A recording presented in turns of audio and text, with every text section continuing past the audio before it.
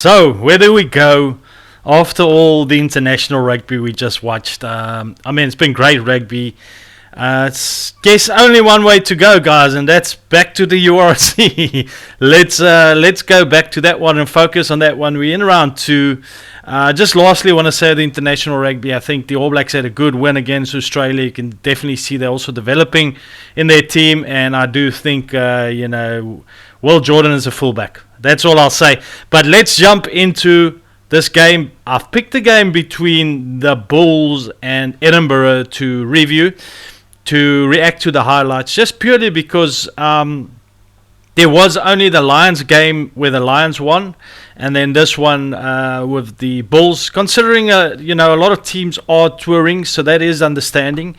But I watched this game and I thought, let me give my reactions just from the onset. Let me say, not something outstanding from the Bulls. They pulled it off at the end, and considering it's the second week of the URC, a lot of their main Springboks are not there, and they still finding each other. You can see it's the start of the season, but boy, was it disappointing in the scrums from the Bulls. You're kind of used to the Bulls being a dominant up front back like they were last year as well. If we just look at this team, you can see they put Piers Koeman up against Francois Klopper, clearly getting the better of Francois Klopper, and then Chakweni against Paul Hill. They were just out-scrummed, to be honest. And then I think even like in a line-out perspective, Sykes versus Vermaak and Grant Gilchrist versus Kobus Visa. I don't know what was going on, but it wasn't great. Just want to quickly scroll here through the team before we get into the highlights. I've got to tell you, Janus Kirsten played pretty well, but Cameron Hanekom, man, this guy would have been, very well known in a Springbok jersey had he not get an injury before this rugby championship, because the man's good, man. The man's good. You're going to see in the highlights now, just his clean breaks that he makes for a loose forward is insane. His tackling abilities and his hard work over the ball. He's just a brilliant loose forward. And I think future number 8 for the Springboks. He played very well. And guys, if you could just go look there from a backline point of view, this is a really good team from Edinburgh. You see there guys like Duane van der Merwe is in there. You got Darcy Graham in there. Wes Goosen has been really good. So they had a really good team here. And just have a look there. Kane and Moody in the team. Stetman had a pretty good game. Hans Stetman had a good game. I felt Jaco van der Walt was very good starting in this game. He surprised me. He played very well. Chamberlain from the bench, was interesting to see Chamberlain in a Bulls shirt. And then, of course, David Creel, not a bad game. But, let's go right into the highlights of the game. There's 1 against 5. Just be careful for me, please. Thompson drives it through the forwards there. JF van Heerden looking to make an impact. Jaco van der Walt doing very nicely. Good shift. One for Mark. Lovely little pop pass to Kane and Moody from Gans. Moody now against one. Pass it back inside unselfishly. Fantastic continual play here. Now that could have been debatable. The Janus Kirsten try, it was very close, but in the end they're giving it to Janus Kirsten and he's scoring the try. But you'd see there it was 29 minutes. The game wasn't pretty at the start. It was very tight. I really felt that the Bulls did very well in shutting down Duane van der Merwe. They didn't give him space. They were clearly marking him.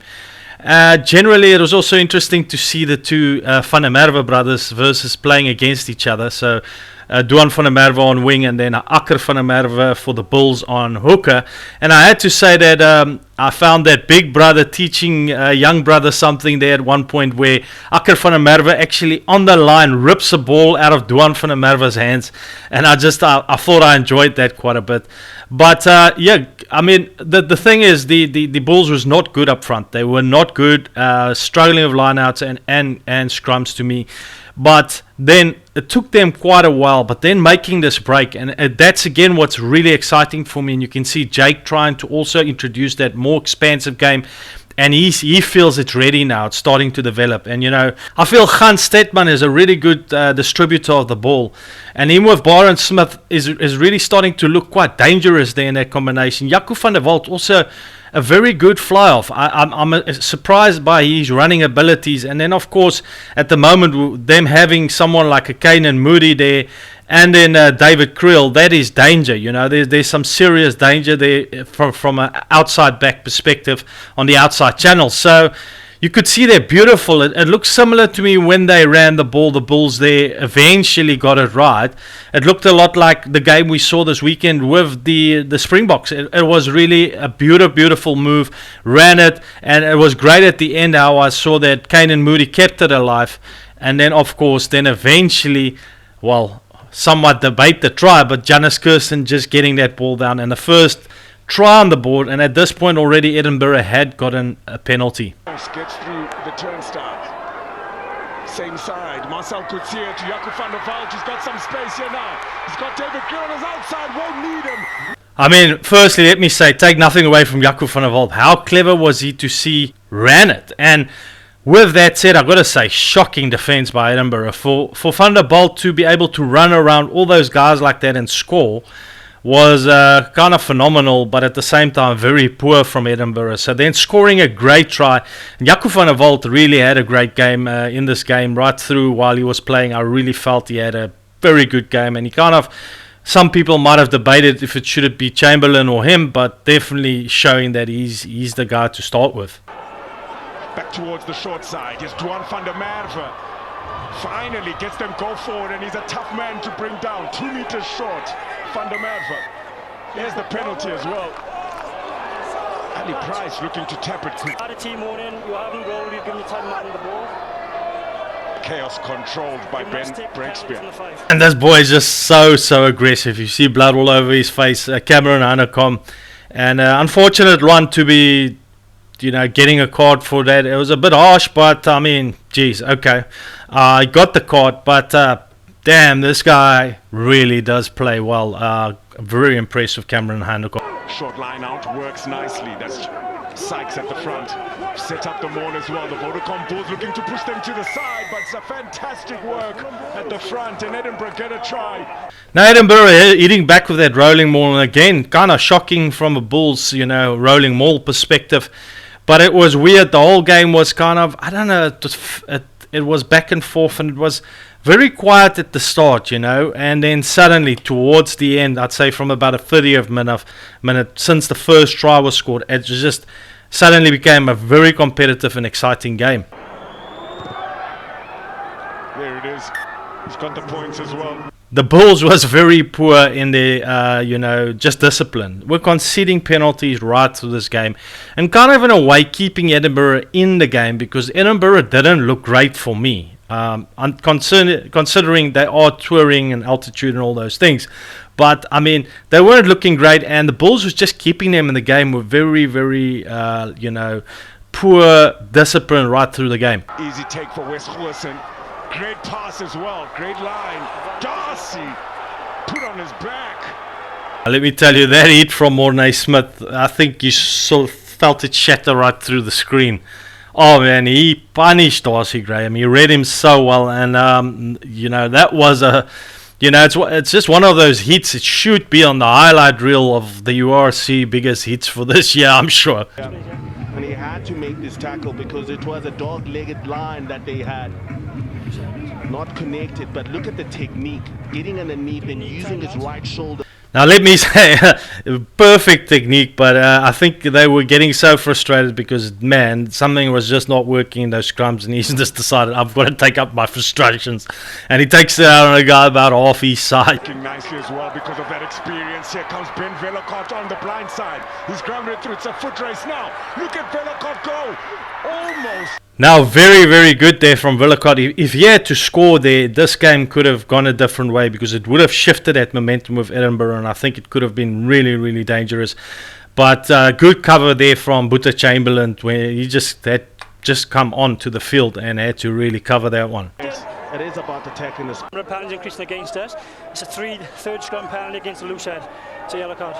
So there you go. It's the third penalty against the loose head, and exactly that. You know, it was just one of those cases where right through the game, you know, even the reserve, you know, forwards coming on, there was just something missing in that scrum. It's something that Jake White will definitely have to work on, and it really did keep Edinburgh in this game because I felt that the Bulls should have secured this. But I think in the end, what really, where the Bulls was just much better than Edinburgh wasn't in the forwards. Obviously, Cameron Anacom was to me probably the best forward, even though the rest of the forwards didn't perform.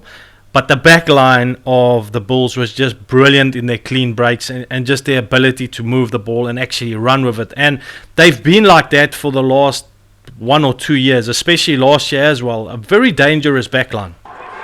It's ripped away from him. Fantastic defense. One for Marcus got it. Chris Smith. This is where he's dangerous. They've got numbers towards the right. Keegan Johannes does the right thing. De Klerk puts it to boot.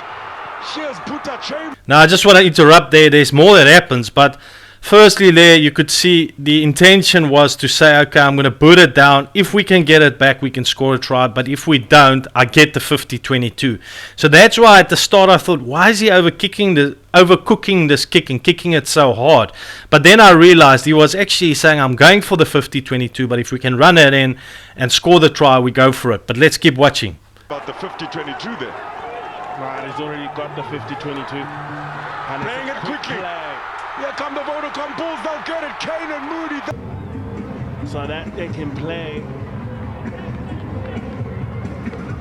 that ball because there was no two players from either side. So there you not two players at the line out, so they're allowed to play it in and play it in. Very, very clever from the Bulls, and that's probably a deciding factor. You're talking 75 minutes into the game. Quad Edinburgh is sleeping, and their coach will surely go back and be really upset about this. Just caught them totally napping, not quick there to get to the lineouts, just tired. You could actually see towards the end, the Edinburgh players, that altitude, you don't realize the difference in Scotland as you're going into spring now in South Africa, and they were just out of it. So at the end, I think altitude definitely playing a factor in this game for Edinburgh. Up against Van Heerden, some misdirection works beautifully. Van Heerden takes it. Marcel Coetzee to Keegan Johannes.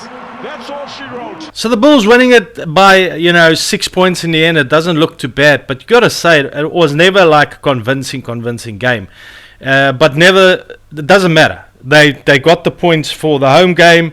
And that's all you want to do. You want to make sure you win. Now, what frustrates me a bit is they don't really give the forward stats. They only give you kind of the backline stats. But as you can see there, Kirsten scoring, Van der Walt to that good peel around try, and then Moody at the end with that surprise, line out factor that they had there. So, and then Chamberlain converting, Van der Walt converting. But you can see their cards, Anacom a card, and Montazima because of just bad scrummaging, I guess. And then Ashman also getting one. If you go look at the stats, you will literally see that, tries scored 3 versus 1. So the Bulls just better at the end with their running type game, but all scored by the, really backline type moves. So it was really the backline to me that was better. Possession wise, Edinburgh kicked a lot. That's all. I saw so much kicking at the start of the game. It was kind of a little bit boring. But this was the deciding factor, was the clean breaks. Cameron and Anacom breaking from the back of the line, the scrums, breaking away with the ball. Things that I haven't seen in a while, Eichmann do. He played such a good game. Clean breaks generally from the back line, from the Bulls was just so great. Clearly not the best performance from the Bulls forward pack. It was really the backs that pulled them through here. Kicks retained, very important. 5 kicks that they're retaining.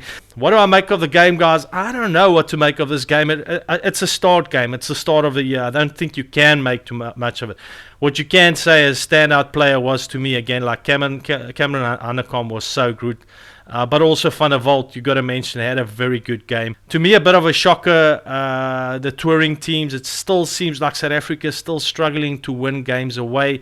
The Stormers, at one point, I felt had a shot, but, just gave it away in the end. And I hope you guys watch this and enjoy this, because I'm trying to also now bring in some URC content. I have done before in previous years, but it never does as good as the international stuff. But at least if you guys watch, I'll keep making. So hit the subscribe button. See you in the next one. Thanks. Bye.